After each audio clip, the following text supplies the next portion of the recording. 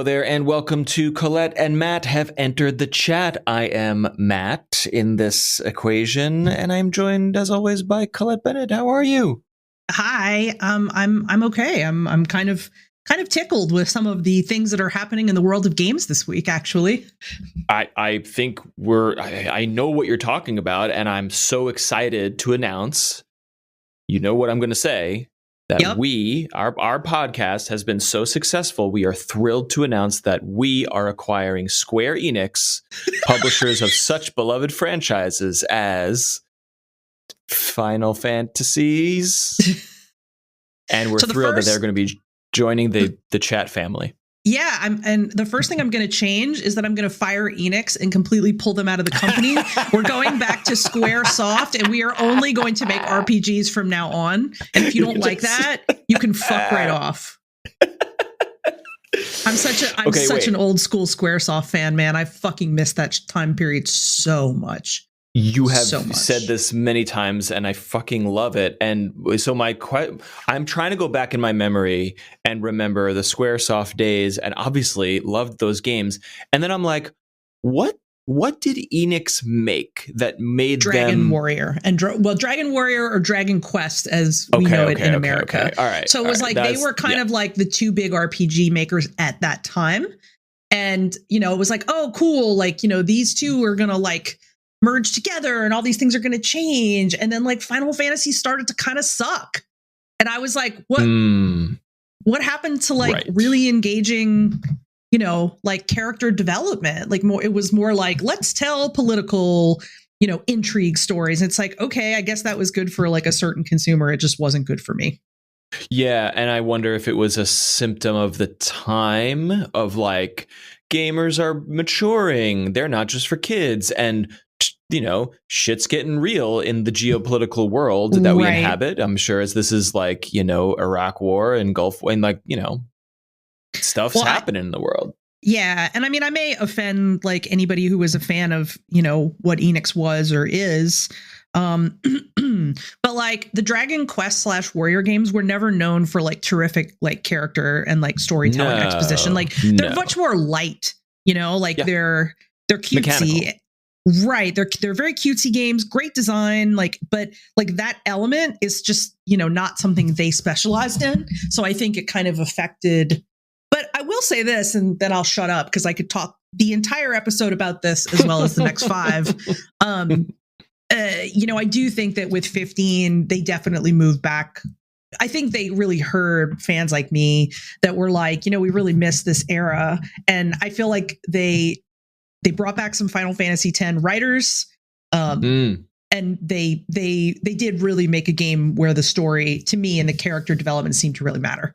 So, do you feel they lost their way around 9-ish, 10-ish? Is that what you're after 10? Positing? Because after 10 is the changeover. So basically, 12 was the first game where Enix had taken over.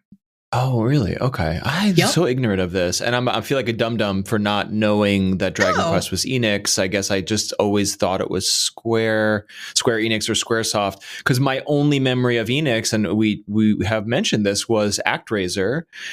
Because that was a pre-Square game, and I loved ActRaiser as a kid, and I always remember it being Enix, and then I would feel like I was conscious of that merger as a dumb kid who was like, oh, 2 video game companies are together in one super company.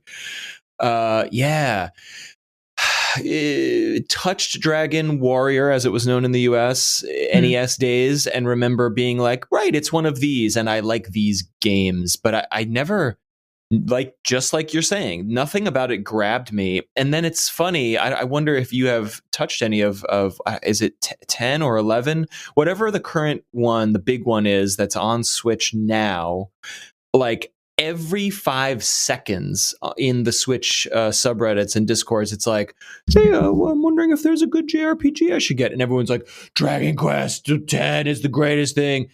And it's got a demo. And I'm like, great.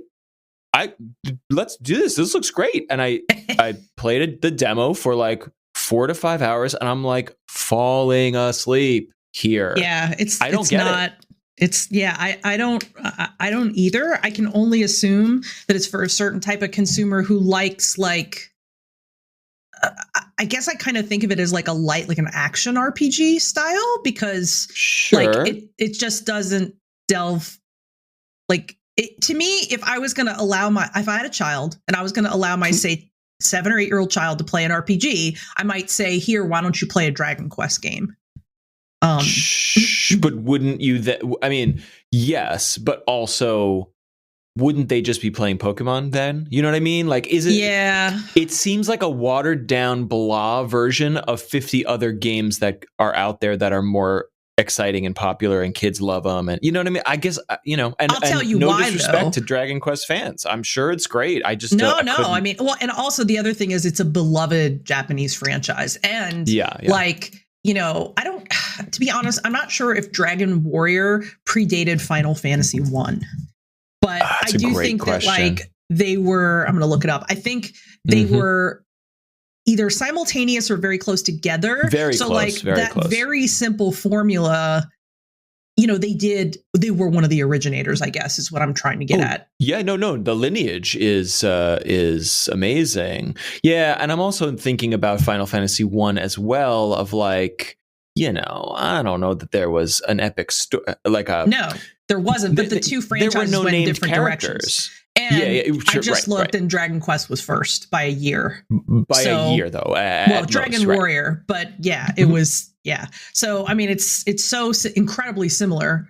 What else so I think that's a part of it. Yeah, no, I think you're absolutely right. The other thing that threw me on Dragon Quest was like, and I think you'll understand what I'm saying as an anime fan, and I'm not an expert, but I do appreciate and love the style of this art form, this medium of like you. So much of the appeal of anime is just it's so stylish, and the characters are so slick and cool looking and sexy, and then there's a style in these Dragon Quest games. And it's like milquetoast anime. Like even the faces are like bland. I don't know how to describe it, but it doesn't look cool. And even Pokemon is bright and sunny and flashy and bright colors and contrast for kids. But like the characters still have like a swagger to them, And the Dragon Quest characters just look washed out stylistically, and I that's a weird way to explain it, but no, I get it. I mean, I have to admit that I'm not sure that I quite agree with that, like beat by beat, but like when I look at them, I'm not like, oh, like I want to get to know these characters, not the way that I have for other RPG franchises. So yeah, it's also not, it doesn't scratch the itch for me, but I mean, yes, obviously is massively popular. So hey, there's plenty of other people who enjoy it. They did make a game, I think it's maybe a year or two old now, called Dragon Quest Builders, that I actually did play the demo and had fun. And it's kind of like people if you mash together like Dragon Quest and Minecraft. Yeah. People rave about that game. But I don't have any like, oh wow, no, I'm so wrong. It came out in 2016.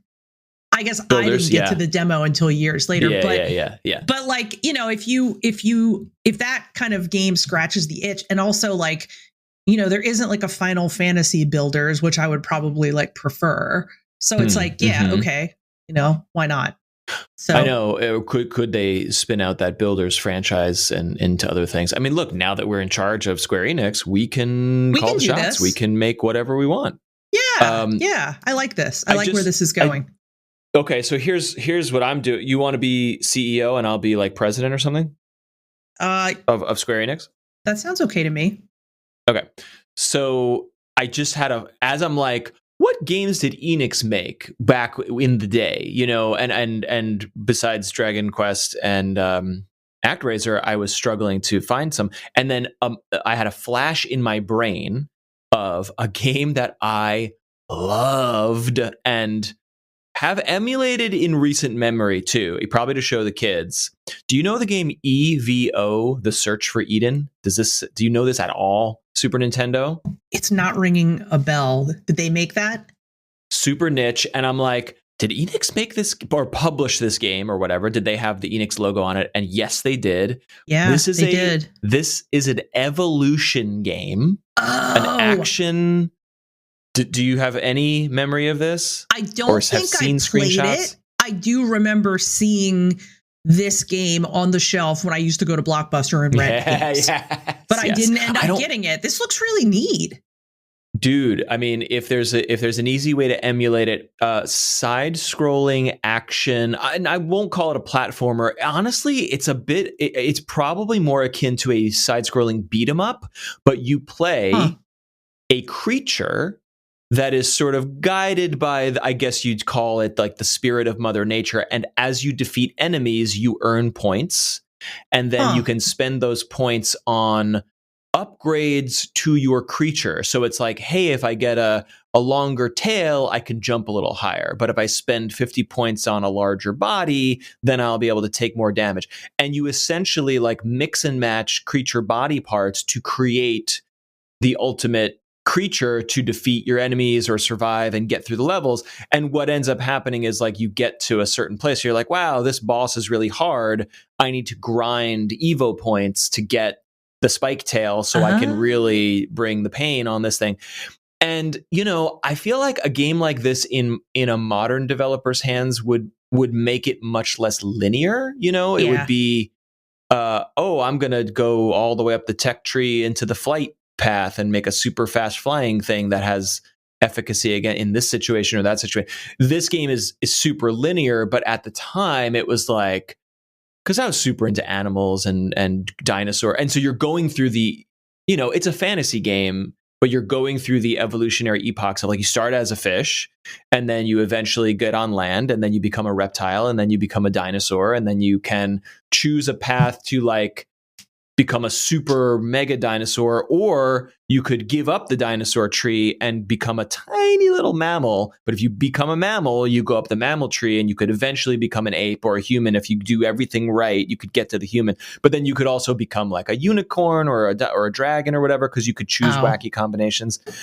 And it's just a great action beat 'em up, whatever. You're fighting these giant creatures. And EVO, published by Square Enix. This is 93 in the US.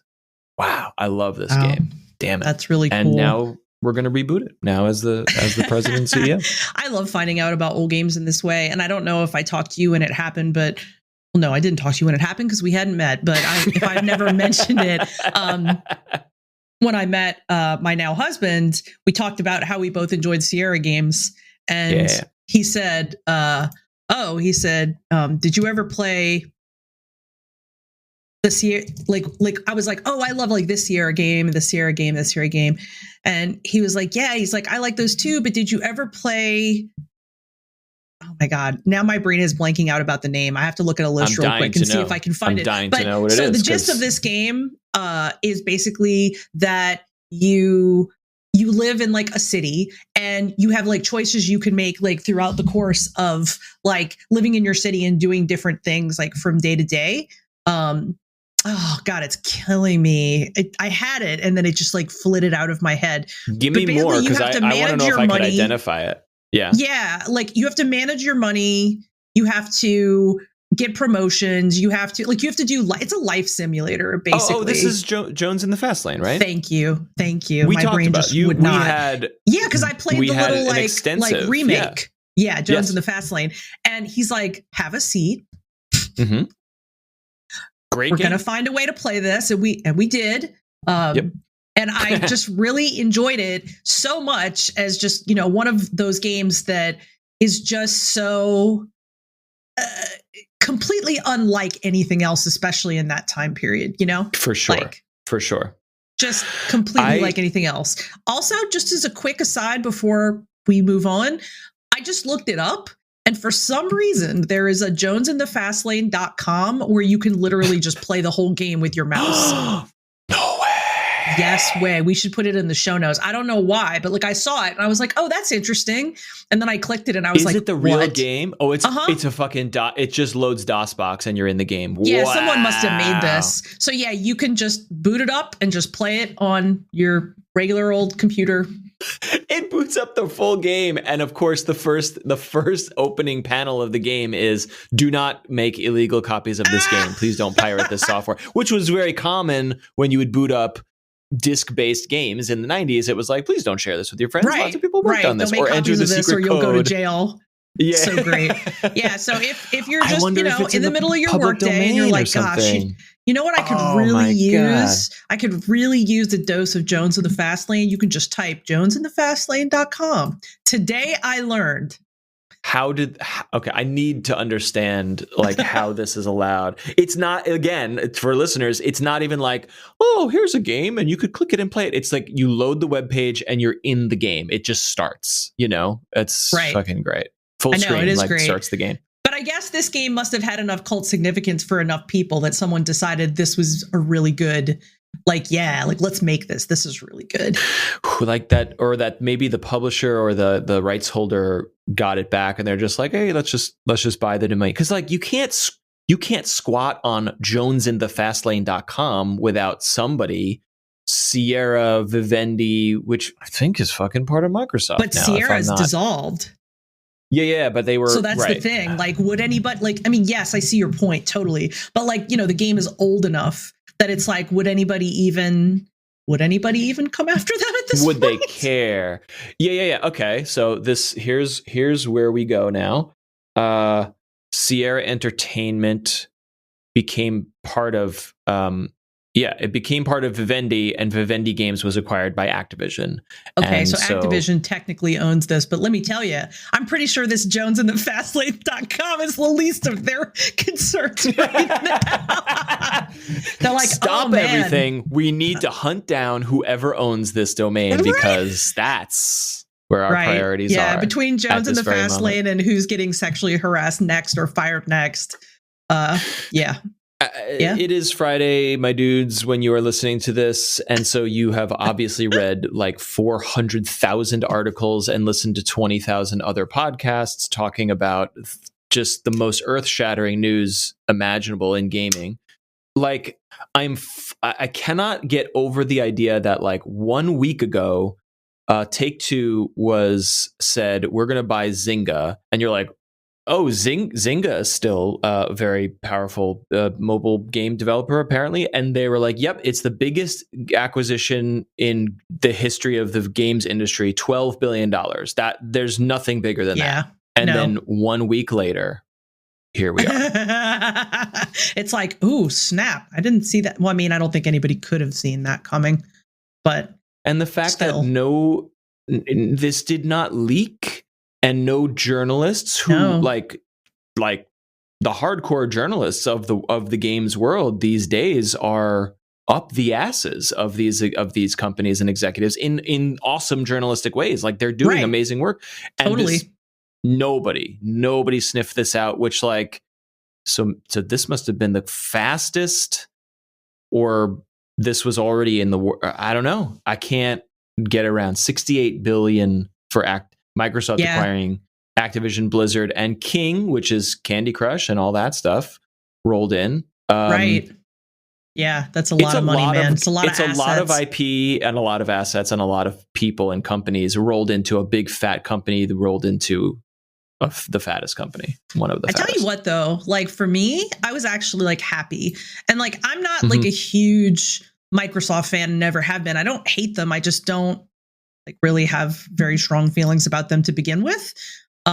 But I do feel like this is such a good move because I feel like in this circumstance, you will see some real change happen that I think really needs to happen.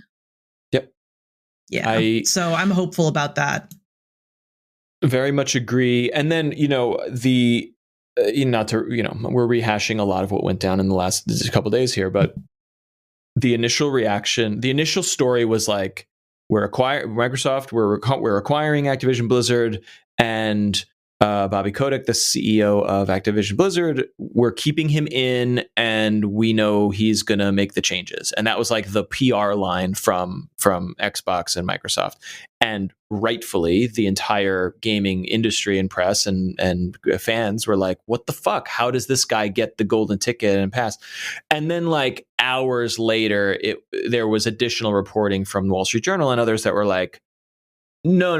Like once this deal closes, like Kotick it will be done, which is great, but also like this guy who let it all happen and took no accountability will fly away on a golden parachute, and like so that sucks for the world, but like that sucks for the world, period.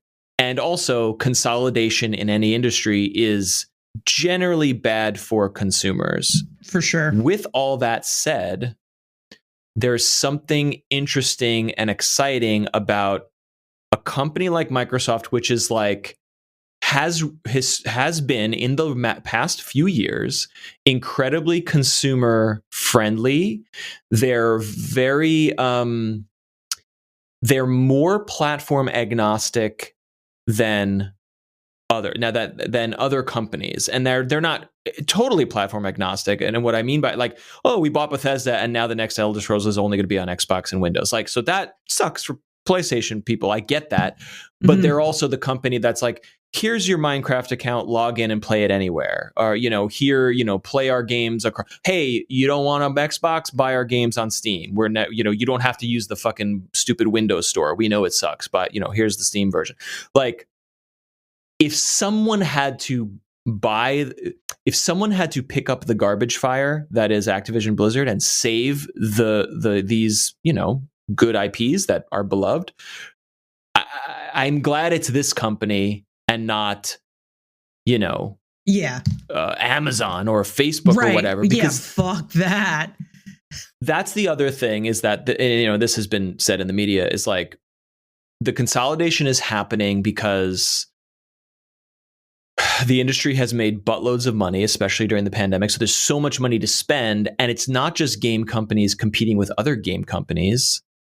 It's game companies competing with the only other companies on earth who can outbid them for talent, IP acquisition. And that's tech companies, Google, Facebook, and Amazon, who are all desperately trying to eat the games industry, or try to cash in on it by just buying shit and making, throwing money at it. And so far it's not working great for them, but they're coming. And so for Microsoft to have a mature games division that is super consumer friendly, to be like, we have to just grab this. We have to just make these massive Bethesda, Activision, Blizzard acquisitions, or we will be stomped by the whatever Google's next product is going to be. Yeah. It's a very, very smart move by Microsoft in a sad capitalist consolidated world, I guess. Yeah. I mean, see, that's such a nice big picture, like, look at it. Whereas, like, I have to admit that one of my first thoughts was, oh, maybe Microsoft will clean this shit up and then it'll be okay for me to like Diablo again. No, but it's okay to hope for that. And, here's the thing. I don't know what cleaning it up looks like, but like, if this was like, oh, open secrets and there's no one's come forward and it's a big mess, but it's not like hitting the books, or like, that's really fucked up. And that's like an HR problem. And that, that's its own thing. But like, again, the lawsuits are here and people will be prosecuted and documents and behaviors will come to light. Maybe not every single last one of them, but like, here's hoping. And then you also have a company that is hopefully like can't afford, well, they can afford anything. They just spent $70 billion to do whatever they want. But like, it's in Microsoft's best interest to say, hello, government, we are here to comply and give you everything. There will be no document shredding. There will be no hiding. There will be no like covering up of behaviors. Here's all the things. clean house, take no prisoners, and when that shit's done, we'll get back to running a company and making awesome video games. I don't think if you left Bobby Kotick and Activision to do that work, we'd be saying, I don't fucking think, like, that sucks. We don't trust them. But if you leave Phil Spencer or whoever else to do that work, I don't know this dude, but he seems like he's made good decisions, and he seems like a respectable, moral person. I think name any other CEO who you would trust to handle this stuff. We shouldn't be leaving it in their hands to begin with. But like, okay, I think it will be cleaned up in 2 to 5 years, and all. I hope that victims get the compensation, recognition, and justice that they are deserved and entitled to. Well, I will say that this move makes me think that is going to be a very clear possibility. Yeah, I hope. And I love that. I'm really, really, really glad for that. Like, if you had told me that I would feel really hopeful about a Microsoft acquisition, I would have been like, what? like why would that ever make me feel hopeful and good? But in this case, it actually really does. I just think it could be really good, really good for the situation. So, and from a purely consumerist point of view, it's also kind of exciting and cool of like, hey, the next big Diablo game or the next big Call of Duty game or whatever game you're excited about, the next big Elder Scrolls, here it is. It's just on Game Pass. It's free. You already have Game Pass. Oh, you can get God. It. It's like, that's a cool what? I didn't even think about that, to be honest. Like, that didn't cross my mind until you said it. And then I was like, boom. That's the whole game. Now, look, will Game Pass always be this cheap? Will it always be such a good deal? Will there be caveats? Disney Plus launched for $6 or some shit. And it's like, hey, remember when you used to buy DVDs for $20? Here's everything Disney and Marvel and Star Wars have ever made for $6. And you're like, how is this real? Yeah. And the answer was, and like, not to be like a fly on the wall here, but like, we worked at a company that did business with Disney, and I was in the room with marketers at Disney Plus, and they showed us a slide. They were like, so yeah, when we launch, we would like 99% of Americans to know what Disney Plus is. And I was like, okay. Wow. You're saying every man, woman, and child in this country is going to know what Disney Plus is and how to get it when you're done marketing? They're like, yeah, that's our plan. And I was like, whew, okay, this is like the fucking real deal. Holy shit. And they fucking did it because they were like, here's everything for $6. Now the price goes up, things change, the market evolves, it gets more competitive. So will Game Pass be $14.99 forever? No, obviously not. But it will still be a consumer friendly. Well, look, we don't know shit, but like for the foreseeable future, disclaimer, it will continue to be the best deal in video games for the foreseeable future. So the more IP you can pack in there, the better it is for players for now. Hell yeah. Yeah. God. I'm sorry. I am still thinking about playing Diablo via my Game Pass subscription. And I'm just like, I'm sorry, what? Right. What? And then you ladder that up, as we were talking about in our last episode, of like, okay, when cloud gaming does get good, which, Microsoft is fully invested in that, then it's like, okay, you already have Game Pass, which includes cloud, and then the cloud is good. And so then you open up your phone and you're bouncing between Halo and God of War, Halo and Diablo for free, asterisk, on your phone in your bed at, 4K 60 frames. And it's like, here we are. We've arrived in the future. And this future is only possible with like $70 billion of investment in tech and IP and games and whatever. Like, so I don't like that corporations are the only ones that can make this future a reality, but they're the ones. They're making it happen. So definitely. I don't know. Definitely. Well, I sure do hope to see. It is kind of ironic and funny too that like all this happened right after we had the conversation last week that was like, what would we like to see from the industry? Yeah, right. And I'm like, ooh, this is pretty good. I'll take this for 2022. It's all right. It's funny. Yeah, we don't have to stay on it too much longer, but the other take that I like seeing from some industry folks, and I think Jason Schreier was talking about this, and we were chatting a little bit about it in the Discord, was like, Activision Blizzard is if this game, Call of Duty or Diablo, doesn't make $1 bajillion, then we don't make it, and that's their business model.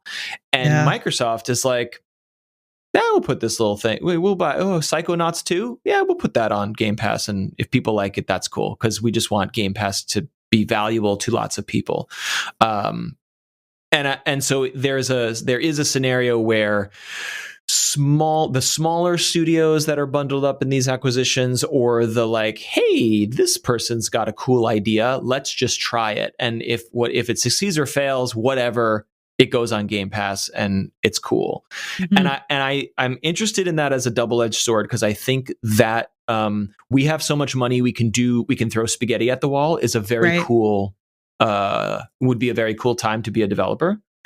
And then I'm simultaneously thinking about, because that's a Netflix strategy, where it's like Netflix just puts a lot of shit in their app, and then one thing breaks out as a hit and they make 1 billion of those things, right? And that's very cool. But Netflix is also a notorious black box of like, hey, you made a movie, that's cool, we'll buy it for you for $17. They're like, whoa, we'll be on Netflix. And Netflix is like, thank you very much, goodbye, we'll never speak to you again. And it goes into this box, and Netflix has all the data, and they're like, did people watch this? They didn't? Okay, cool, it's canceled, we'll never make it again.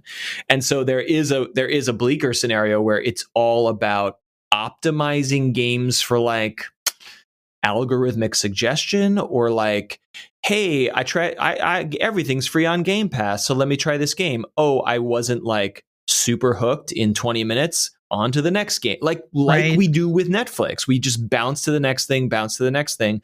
And so there is a world where if you don't pay $20 or $60 for a game, you feel no impulse to see it through.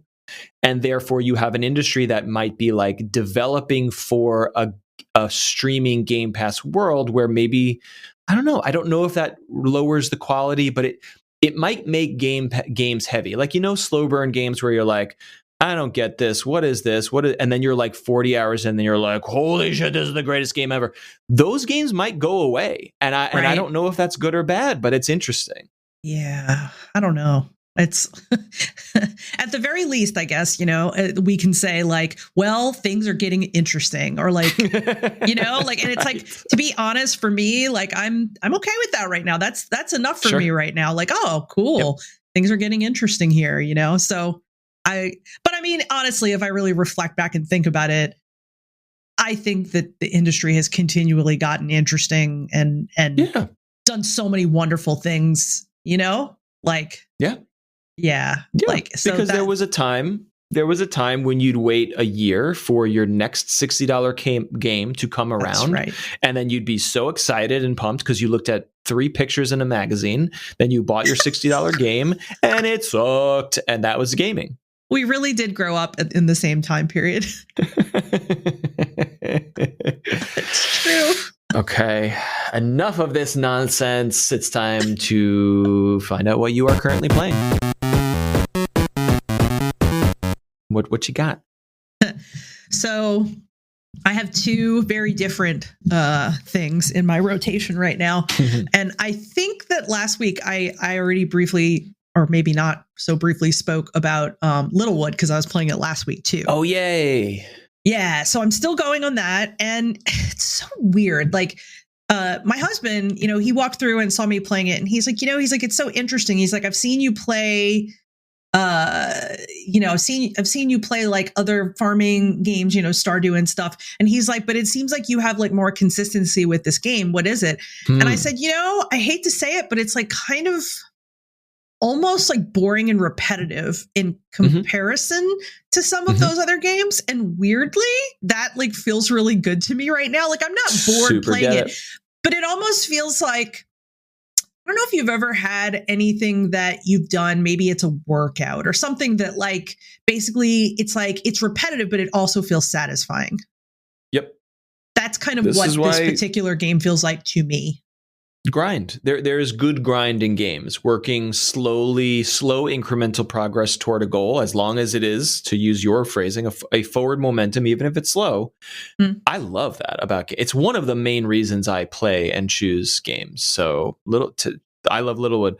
Are you on Switch or are you elsewhere with it? I'm on Switch, and I'm definitely really enjoying that. I think my characters levels are starting to get into like the 60s or so, and I just discovered the Master Forge, where you have a whole bunch of stuff you can open there when your stuff is maxed out, which I'm assuming is level 99, because that's what all the treasure chests there say, level 99. And I'm like, okay, cool, this is good. So I can just kind of enjoy my little grind and do my thing, and I can keep doing that. But like, I also don't play it endlessly. I'm kind of like, okay, I play for like an hour. On a weekend, I might play for 2 hours. And then I'm like, okay, I've gotten my grind fixed. Like, let's go try something else. Yep. Are you playing it while watching TV or having a conversation, or are you fully Littlewooding? I've done both. I've played it on the phone, like talking to someone on the phone. Yeah, perfect. And I have played it completely just focused on just it. And I often do have to play things that I'm like doing at the same time. So it is nice, I think, to, have something that I actually can just focus on the one thing. That's actually really nice and different for me. But yeah, of that though, on that point, it is a game that would be really easy to play while doing other things. It's a great podcast game. Because it doesn't require a lot, So Yep. It's pretty cool, I think. Yeah, good. I mean, so it sounds like you're gonna see it all the way through. Like you're gonna. I think I am. Yeah, I must have dropped off on it somewhere, but even just talking about it makes me want to take a peek back in there. It's a cute great game, I enjoy it, and I have to admit that even though the story is fairly simple, I am kind of like interested to see like what is going to happen. The hero and the villain kind of not remembering what happened. Right. I think it's going to be kind of cool to see where that's going. I think you should explain, not that the story is super relevant or interesting, but you should explain the premise of the story, because I think it's cute. It's a good twist. Yeah, no, definitely. So yeah, the twist is basically, you wake up in a little town you have amnesia, of course, and you don't remember anything about what happened. But according to your friends who live in the town with you, you were a great hero who defeated the Dark Lord who was like plaguing, the country.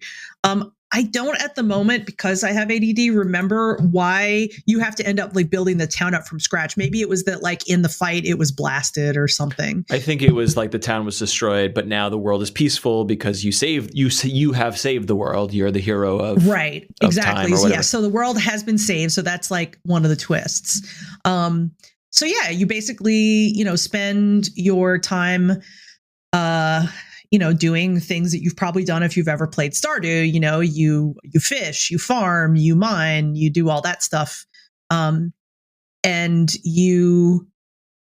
one thing that you do that Stardew doesn't allow you to do, now that I stopped to think about it, is you build. So like your whole town layout is like 100% up to you, and you can change it at any time. So like I remodel my town.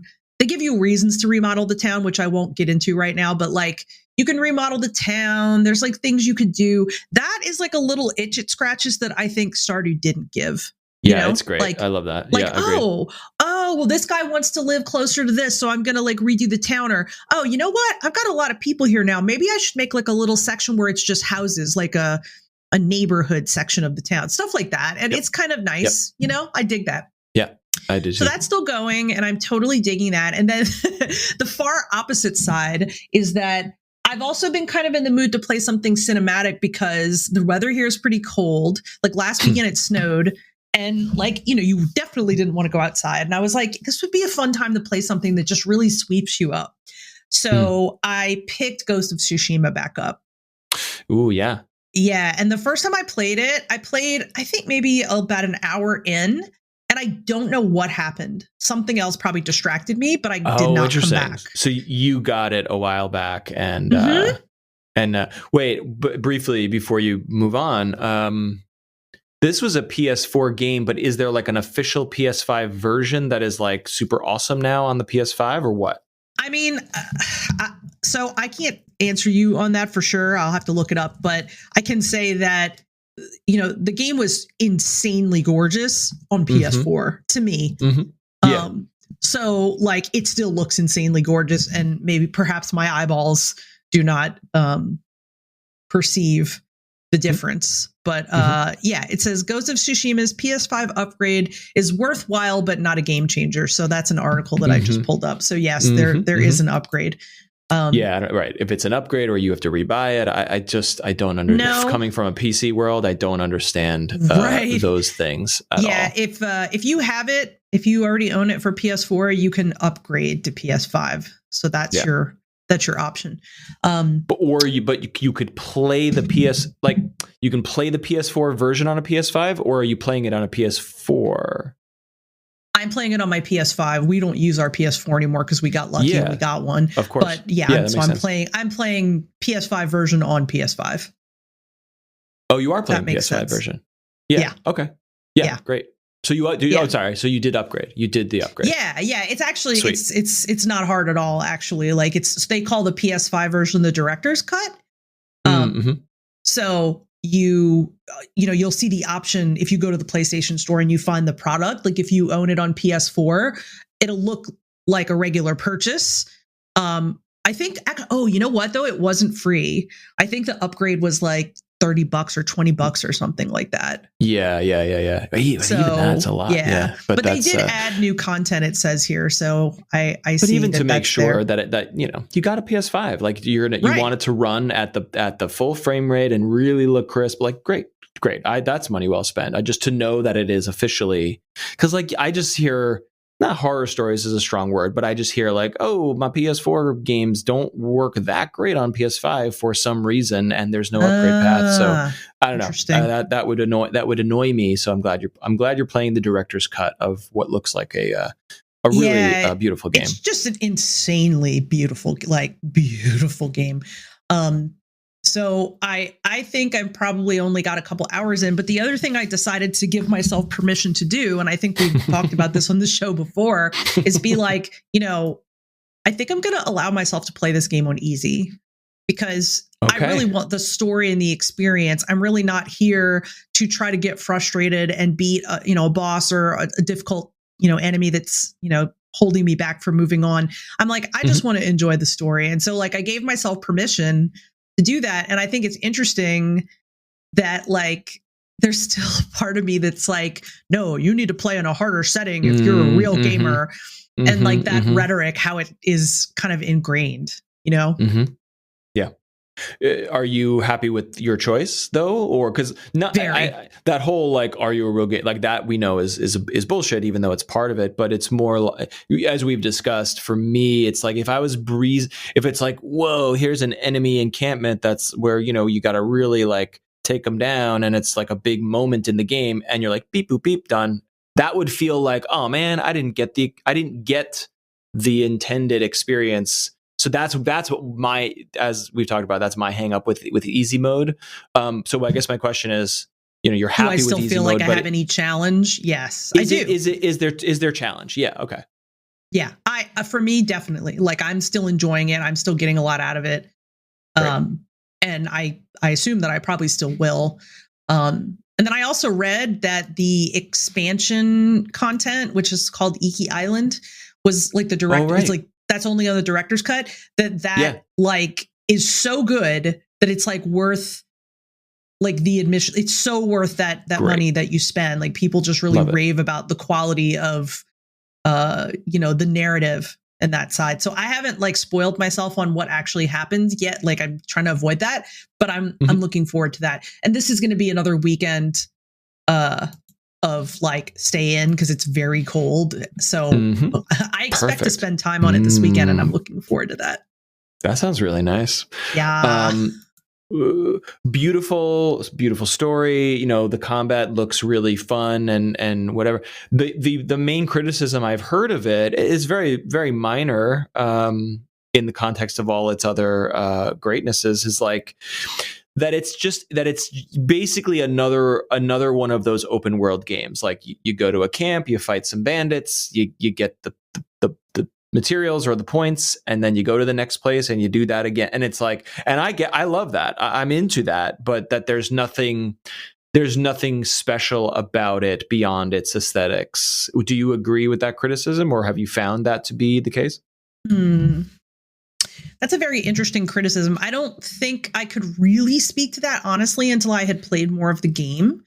Sure. And then I also think I might, in addition, be a difficult person to ask that question to, because, my absolute favorite setting is an Asian setting, and I've been obsessed with Asian media my entire life. So like while I'm playing it, I'm like, like, I don't know if I could be that critical, to be honest. No, but for sure.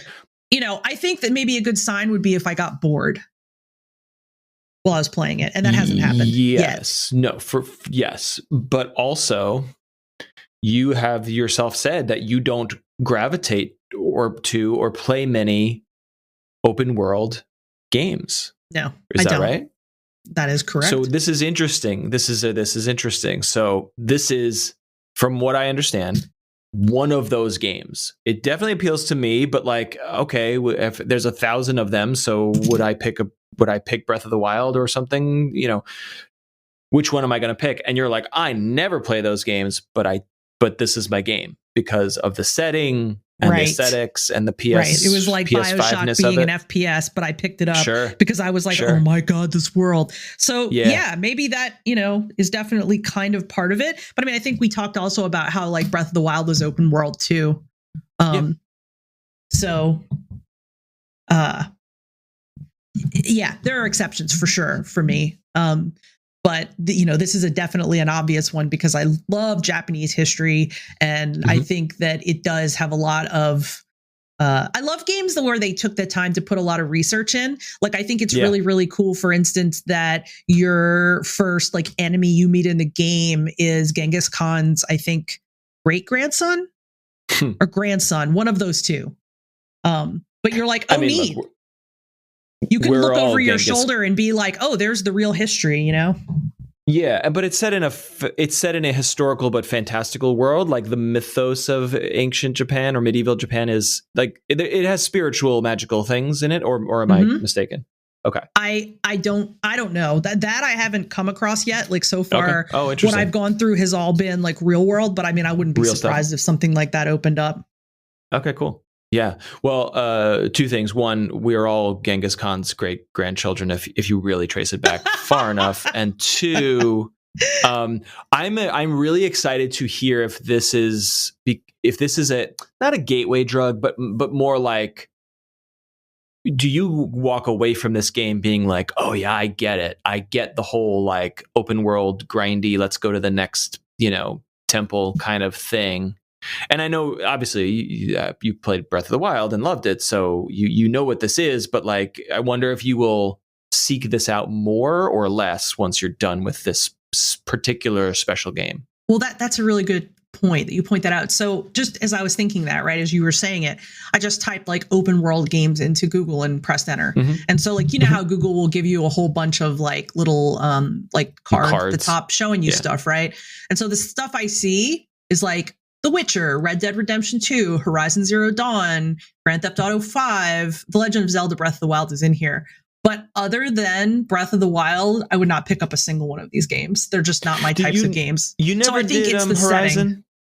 You never played Horizon? It just didn't look particularly appealing to me. But, for all I know, I could be missing out. I will say this, though.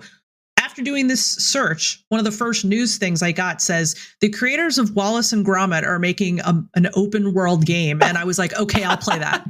I don't care what it is. I've been a Wallace and Gromit fan for like 25 years. I'm like, yes, I'll play that. Who isn't a Wallace and Gromit fan for 25 years? That's people who are born too late, probably. But I guess. Yeah. There was a claymation stop motion game in the 90s or early 2000s, maybe early 2000s. I want to say it was called like the Neverhood or something like that. I don't remember playing it, but I remember seeing it being like, this is awesome. But yeah, that's a very cool. But like going back, okay, so but I just remember talking to you about Skyrim, and like Skyrim coming on the scene was like the biggest thing in games that I could get my head around. So hyped, like so hyped, and then not only were they hyped for it to appear, but then for 10 years it continued to be one of the staples. Like you have people who are like, yeah, I owned Skyrim 6 times because I just can't, right? Because they loved it can't so stop playing much. this so much. And your reaction is like, no, whatever.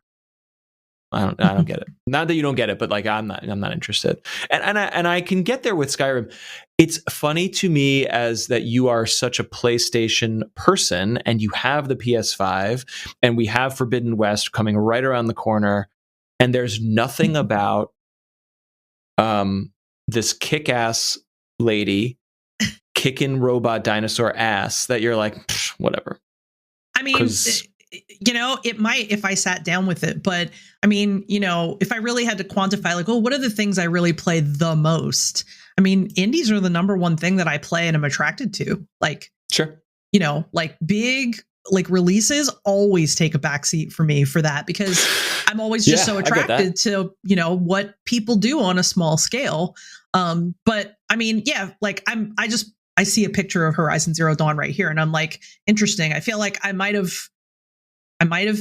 enjoy this to this day if I played it, But, and I'm not here to sell you on it, but the other thing I'll say about it is like, if you're here for story, this game is for you, because it tells a story of just the deepest existential dread and thought-provoking kind of stuff I've had in a video game in a long time. Wow. And I really won't get any further than that. But like, it's not about kicking robot dinosaur ass. It's about something truly monumental. Ideas that we are grappling with as a civilization. Told in a video game form, and they did what they could do to tell the story, because and a lot of it is like audio log stuff, like that crutch in video games of like, you're going through the world and you're kicking ass, and then there's like a little audio log that's like, oh, this is me from the past and here's what happened here, and it's like, okay, fine, there's a lot of that and it's fine, but the actual story that it is communicating and what you uncover about the world is it really hit me hard about where we are as a society and what's happening. And I think you just sold me. I mean, to get it and just enjoy it on the minute PS5. People say existential dread, they usually do sell me. But did you see Don't Look Up on Netflix? Did you watch this movie yet? It is in my like to watch list as we speak. Similarly, the deepest existential dread I've ever felt, and it's so. I was talking about it with another podcast host that I work with, and she and I both loved it, and we were really shocked to see this movie get such a low score, such a low critical score on Rotten Tomatoes, where critics were like, "Oh, it tries so hard, but it's not that great," and we were like, okay, I get why average, normal, dumb people are like, this movie makes me uncomfortable and sad. I don't like it. Thumbs down. I understand why human beings would do that.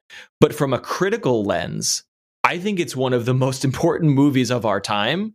And it perfectly articulates why we're so bad, why this country is so bad at everything.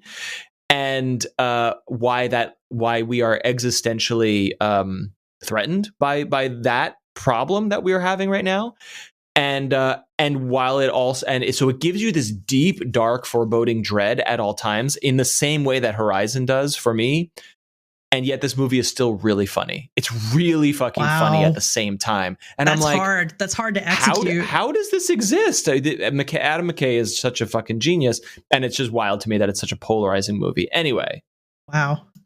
Well, I have to admit, you really did sell me. So I I just opened a window so I could like take a really close look at the PS5 60 FPS patch and be like, we might own it for all I know, honestly, because like it might be something that Patrick bought and I'm just not aware of it. I don't know, but I'm gonna check it out. So, I got it on PC. And these are the moments where I'm like, I need people that are outside my perspective because otherwise I would miss this stuff. Maybe it blows me away that this like I'm always amazed when it's like I wait for the PC versions of these games to arrive, and when they arrive, they're not flawless. Like the PC version was really not amazing when it was launched, but got better over time and eventually became really great. But I came to Horizon Zero Dawn and it was 60 FPS, looked great, played great, amazing action experience, and then I'm like, wow, people play these games at 30 FPS on consoles, like these premium whatever. It's just, I'm not trying to be a snob, but it's like this amazing, like Red Dead, like these amazing masterpieces deserve amazing ports, or they deserve to, I guess it's at the end of a life cycle of a PS4. So it's like, this is really a PS5 game that was sort of trapped in a PS4 world for its release. But like, again, you're looking at it on the PS5 storefront, get it on the PS5, play it on the PS5, patched up, ready to go, 60. Like, you're going to have an amazing time with an already amazing game. Right. And it also feels exciting. Good, when you talk about Returnal and stuff, like not only is it this great story and just Aloy is such a cool character and stuff, but like, I don't know, I felt the gameplay mechanically was really cool because it's mostly ranged combat. So it's a lot of like jumping off of ledges, going into slow-mo, pull the bow back, sort of Breath of the Wild style, but you're aiming very precisely and you're switching to, okay, I know this enemy has this weakness, so I'm going to switch to this type of arrow, pull the bow back, and then getting a very precise aim on this exact part of this giant monster robot. And if I hit, I'm going to knock this whole leg off this thing, and it's going to be a perfect hit. If I miss, I'm fucked, and I got to run the fuck out of here because I'm going to get stomped. That's great. It's so dynamic and cool. And then you're like rumbling around and you're fighting these creatures, and then all of a sudden you're like, shit, something else saw me. The whole battle's different now because now I'm on the back foot because I got to run. It very dynamic wilderness combat, stealth, weakness, weak weapon configuration to match weaknesses, all amid this incredibly compelling story and world and backstory too that becomes the front story eventually. Really very cool. I just loved it. Well, I have to admit, I think you sold me. I mean, I looked it up. I mean, of course I've seen trailers for it before. Of course I've seen it floating around before, but like my response then was not like, oh my God, I got to go get that game, But the thing is that there's a lot of games and like they float in the back of my mind or they stay on my wish list that I'm like, that looks really good, but like they just don't get played because something else comes before them. Yep. So like there's oh my God, the game A Plague Tale? Yeah, I love that one. I've heard nothing but great things about the game. It looks so good. It's been in my to play list for so long. I still haven't gotten around to playing it. I think you would like it. Love the characters, love the setting, love the premise.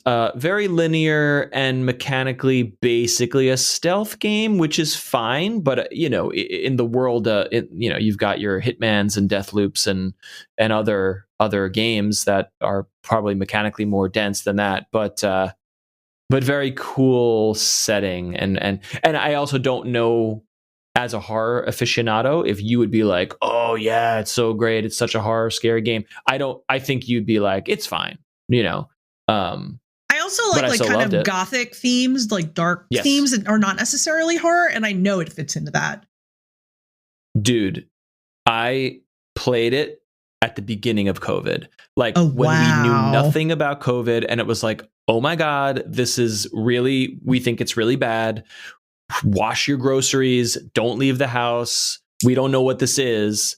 And I was like, now's the time to play a game about the plague in 14th century France. That's what I want to do. And in a so fucked awesome. up way, it was like, oh yeah, it was really, the world was way worse in other times. Like, this is not, we're going to get through this if the world used to look like that. And not like it's a historically accurate game, but it's about the Black Plague. I mean, maybe 15th century, late medieval France, dealing with just rats carrying Black Death everywhere, and what humans do to each other when that happens.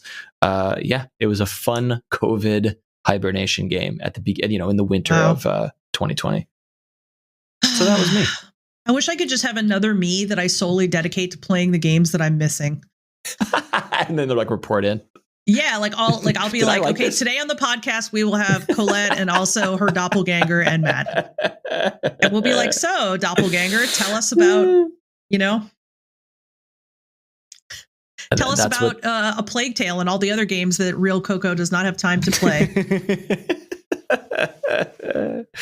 Let me know when you get the clone machine up and running.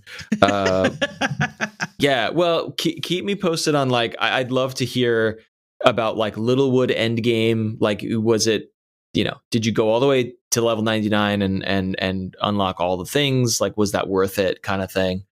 And if you dabble in Horizon one day, I will like to. I will most definitely. I definitely think I'm going to level 99. Truthfully, I think I'm on the way. Nice. Anything else cooking right now for you? Nope, that's it for me. Just those two. On my end, there's only one thing new to report, and that is Inscryption. I assume that's how you pronounce it. There's a Y in there. Yeah. You made it seem like maybe you had bought it or gotten it or wanted to play it, and maybe it didn't grab you, or you did not get too far, or what? Where are you with this? It was gifted to me actually by a member of our community, the lovely James Wong, and I played the demo, and I have yet to crack open the full version of the game. Because as I've told you before, I have a tough time sitting on my computer for longer periods of time than work, so I haven't made the time. But this weekend, as I sit at home, I may make the time. But I mean, yeah, it landed on so many Game of the Year lists, like an impressive amount. So an impressive amount. And it's wild that I saw that some of the headlines were like, Inscryption has sold 1 million copies. Wow. Which, whenever these numbers come out, I never know what is a lot and what is not. But it's like, okay, it's more or less one guy developing. Obviously, there's a few people touching it and doing various things. And it's Devolver, so there's obviously help there. And then it caught fire, so you're on many Game of the Year lists. So obviously, it's getting the attention it deserves. And so 1 million copies times $20 roughly on any given storefront is a lot of money. And sure, you're splitting that with the Steams and GOGs and Epics of the world, and then your publisher gets their cut. But like, that's a great couple months for like an indie game. Like, congratulations, Inscryption. It won everything. It did everything right, and it's a great game. So what do you know? What did the demo consist of? Like, how deep does it go? How much do you understand? Like, what do you know what this game really is, or are you like, oh, it's a card game? Like, where are you? No, I know there's more, but I don't know what more is yet. Yeah. So don't tell me. No, I've scribbled some notes, and I'm looking at screenshots here just so I can talk about the game exclusively mechanically and hopefully briefly, because like, A, you the listener have probably already played it, I assume. B, lots of ink has been spilled over it, but I'm truly enamored with it, and I will not say anything spoilery. I will really be precise. I'm going to be incredibly precise in my language and talk only mechanically about why I think the game is compelling from a mechanical point of view, especially in comparison to other deck building games like Magic the Gathering or Slay the Spire. Did you play Slay the Spire? I did not. What I didn't realize, backing up, I guess, is like, you're in a room with like a mysterious person or creature. You really only see their eyes, and there's no acted voice dialogue, but it's like a synthetic voice that's like, and you're reading text. And so this person, this entity is talking to you, and it's clear that you are captured, like you are stuck in this creepy like log cabin, and you are forced to play a card game with this being in order to progress and survive. And what is fun and interesting is that this character functions like almost like a dungeon master, exactly like a dungeon master, where he is laying out a map of the various level that you're on, and your little piece, your miniature token, moves to, you can choose sort of a very there's like a branching paths, and you can go, okay, here I'm going to go to the campfire, and then next I'm going to go to a battle, and I can choose to upgrade a card, or I can choose to do,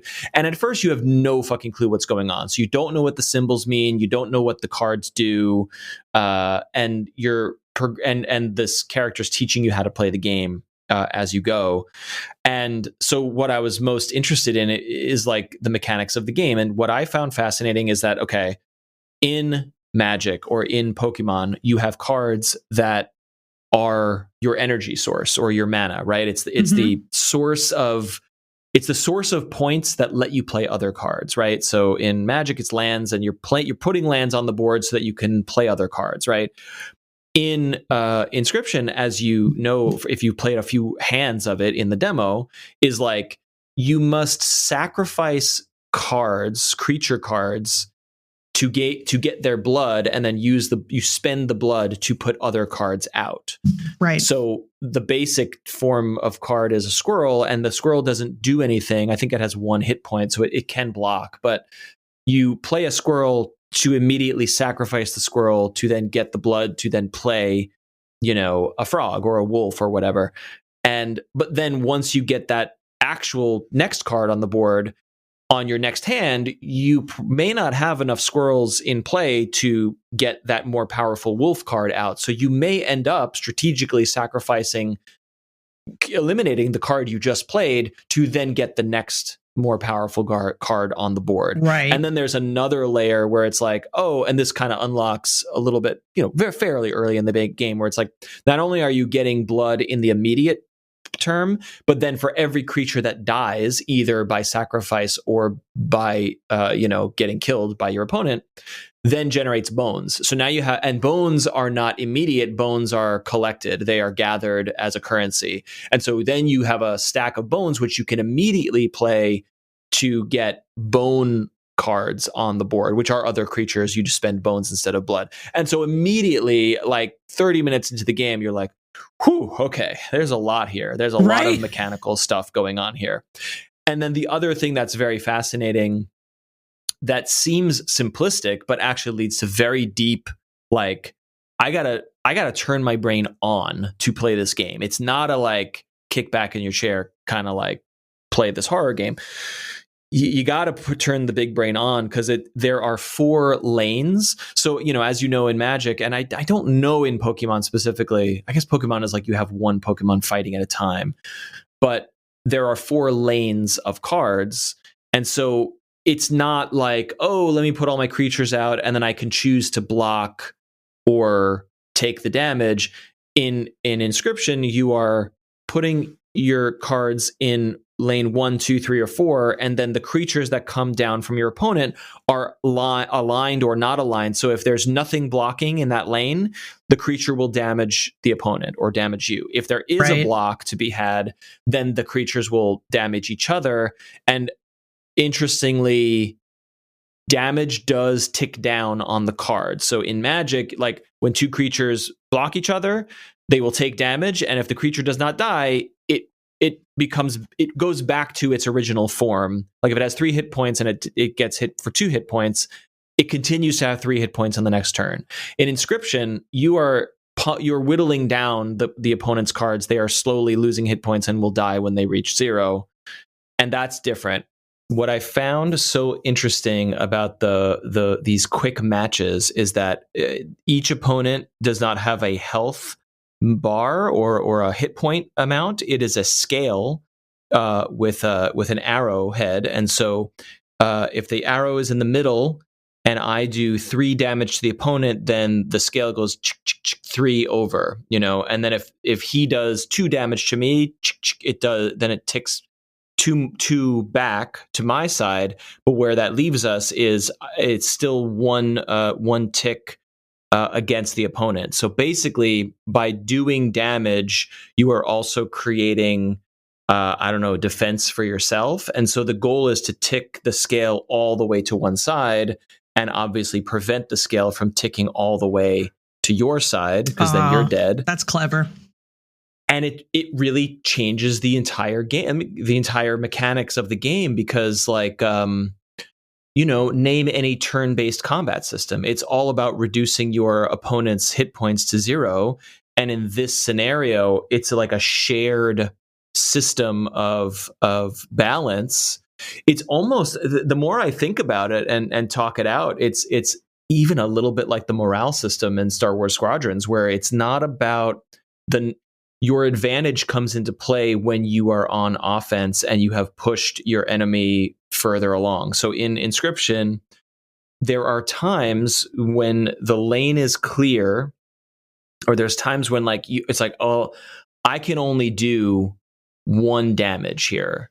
There's not enough squirrels or sacrifices in my hand or on the board to make a big play. And it's like, well, I could sort of skip my turn and get more cards or do something else, or I could do 1 damage because he's going to do 4 damage to me, and I have to just tip the scale slightly to defend myself against the next turn. That's actually the other interesting thing, is that you can see the cards that your opponent is about to play. Like there are no like surprises, big surprises. You see what's coming down the pike, so you can strategize against what's coming. But again, like it's 4 lanes with 4, and it's 4 cards on the board at any given time. But there's so many different scenarios and combinations and emergent play here that it's really, really, you really have to be focused. Like I find myself sitting and being like, oh, okay, if I do this, then this is going to happen, but then this is going to come down, but then this card will attack, and it will, then after it attacks, it'll move to the right. So on my next turn, I got to play a squirrel and sacrifice that to move this into this card. And it's incredibly compelling. And the other thing I'll say about the complexity is like, you start this game and you're like, oh, cool, this cool indie game, and it's got cards and it's deck building. Okay, cool. This will be a fun, cute little game. And it's like, though you quickly learn that there are so many cards. There are so many different animals in the deck that you can acquire and you come across. And also so many, I don't know what they call it in the game. There are sigils, I think. And so there are sigils that create other effects. And again, this is very similar to Magic. It's like this creature flies, so it can fly over the defenders and then do damage directly to the opponent. This creature can reach the flyers. This creature will kill anything it touches, even if it doesn't have more, attack power. All kinds of stuff. This creature has stink, so that if it's adjacent to an enemy card, it will reduce its attack power by 1, And so there's all these combinations, and there's literally a book, like a giant tome in the game, that you can pick up and look at to identify, to like look through it and be like, what does this symbol mean? Like, what does this card do? Because there's so damn many of them. And I've played for hours, and I'm still encountering new cards, sigils, other things. Wow. The last thing I'll say, again, without spoiling any of the story or the larger mechanics, is that I've just laid out like a killer card game of like, this is a really dope card system and a card battle. The matches are super quick because the larger game is about progressing through the map, progressing the story. So the matches are like, I play this, you play this, tick, tick, tick, tick, tick. Oh, I won. Boom. Moving on. Go to the next match. Oh, wow. Here's a whole creature. I don't know what this is all about. Let me figure this out. There are things, objects, and systems and events that happen in the game completely outside of the card system that have huge game-changing effects on the gameplay as you go. And that is actually what keeps it super compelling and fresh, is like, you're like, oh, cool, I get this. I get this game. All right, here we go. And you're on the next match, and it's like, wait a minute, this thing happened. Now the game is totally different, or there's a whole new meta layer of strategy to worry about. And that escalation, without getting into any details, because this gets into the meta narrative of the game, is really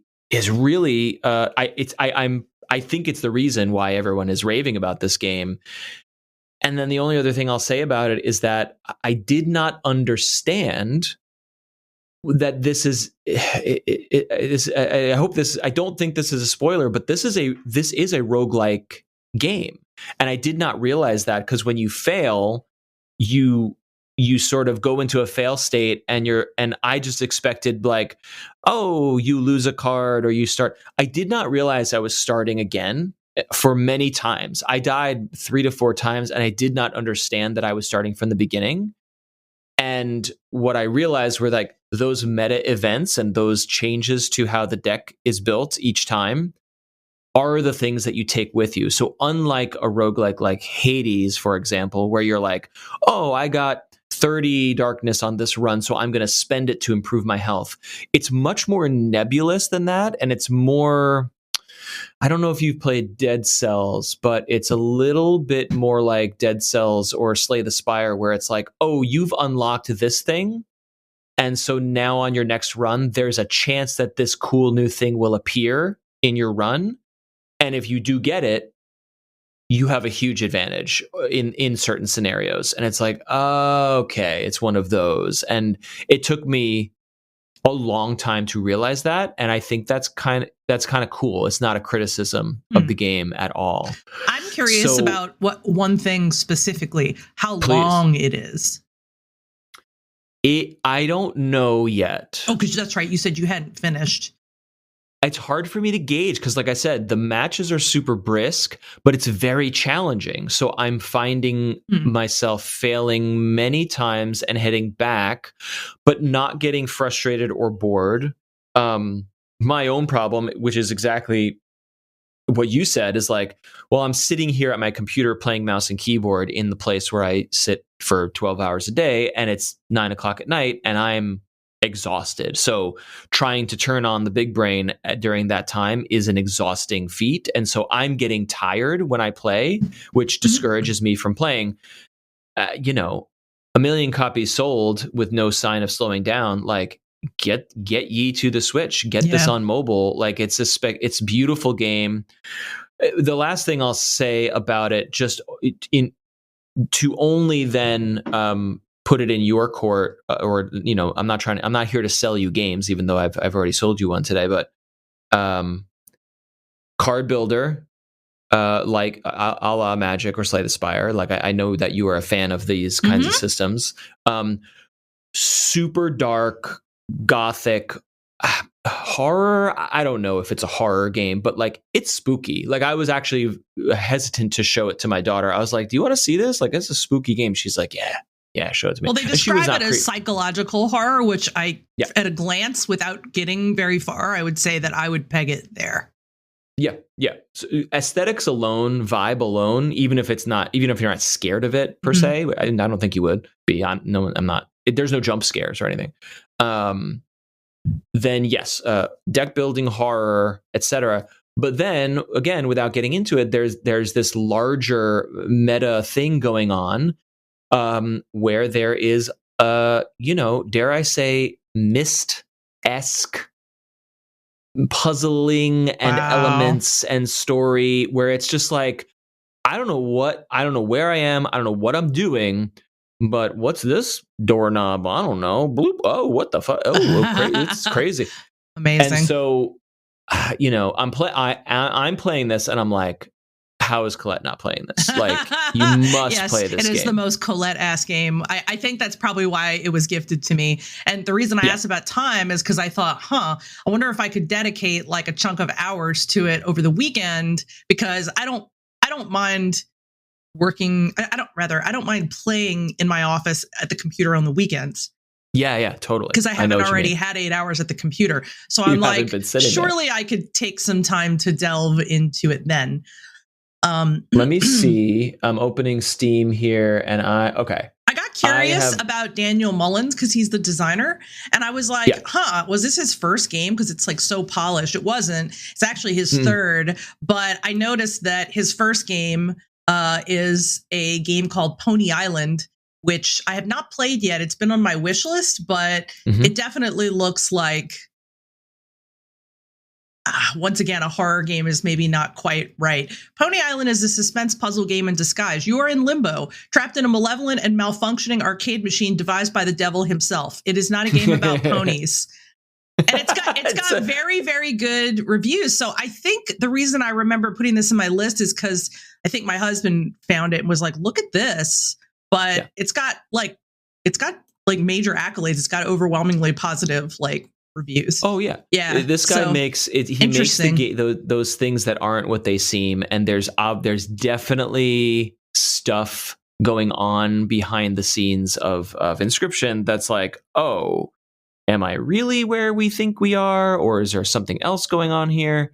To allude to your question, which doesn't answer your question, I am about 6 hours into this game, and I have reached the end of the third map, which means nothing to you. And so I don't know where I am, but I have progressed. I feel like I am moving a story along, and I am peeling back curtains enough where I'm like, okay, some more stuff is happening. Like, I don't feel like I'm in the beginning tutorial stages. I feel like I'm halfway through. So if I had to make an educated guess, I would estimate that this is a 10 to 15 hour ish kind of game. Yeah. But what do I know? Well, it could be I looked it up 20. And that is what the internet says. It says, cool. The amount of time this takes will depend on the player, but can take about 12 hours normally, while completionists might take around 18 hours to finish. And then there's a few other threads that say 10 to 15. And then one person said, I finished the main campaign in 6. Like, okay. Yeah, if you're a genius, maybe. I'm finding it super challenging. And then the other thing I thought was like, how long until we get Inscryption, the paper card game? Because again, it's a very good game system, and without just talking strictly mechanically, the other player, the entity that you're playing, is not.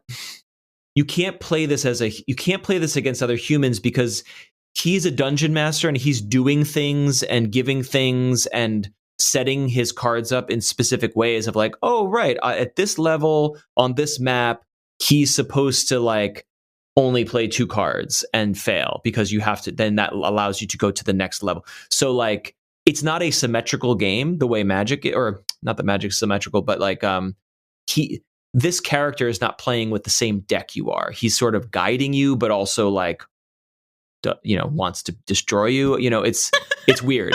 So Mullins would have to modify the game in order to make a multiplayer version of this as a tabletop game or as an online game. But like, it's such a good game system. Like, it's a very good strategy game that would be awesome to play as a deck builder or mobile game or something. Actually, when I look at it, like when I look at the way it looks and the little I know about it from what I played of the demo, the vibe I get is that it to me, the vibe is more like a tabletop card game than it is like a real video game. And I know that they could put all that extra, like, all the setting stuff and all the stuff that gives it that great look and feel because of the fact that, they were able to put it in a video game. But like the concept about how it plays, it reminds me of a lot of like the indie card and board games that I have.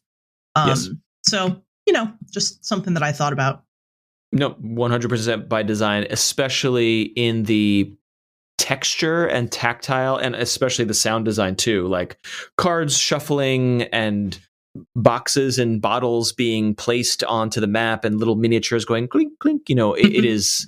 It's got all that tabletop goodness in there from a design point of view. So it's beautiful. Hot take. Inscryption is a good game, in case you were on the fence.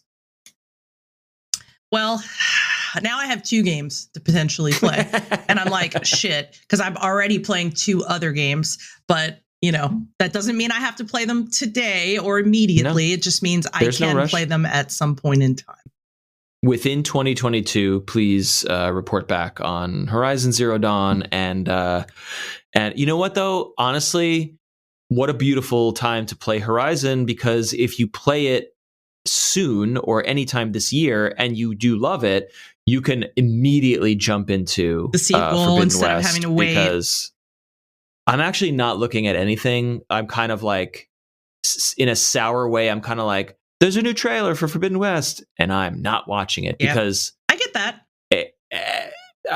There's nothing I can do for like a year or two before it ever sees a PC release. It will one day, but like, so I'm just gonna, pretend it doesn't exist for a long time. Yeah, chill and wait. There's nothing wrong with that. Not a thing. God, there's God knows there's at least 12 other games to play in this world.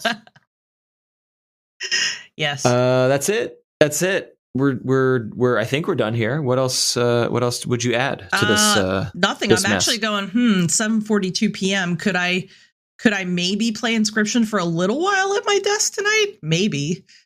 Okay. I might. I mean, I do have to eat, but hey. Eat and play, because it's just mouse clicking mostly. Right. So you can double fist, fork in one hand, mouse in the other. Yeah, do it. I might fire her up. Report back next week, and we hope to hear you, and see your chats in the coming week. Please hop into the Discord, send us an email. All the links to all the things are in the show notes, and we're looking forward to hearing from you and talking with you in 1 week's time. For now, we'll be good. Be good to each other. Yeah, right? The best advice. What's that? Be what's excellent that game show? To each other. Oh, yeah, you topped it. Talk to you soon. Bye. Bye.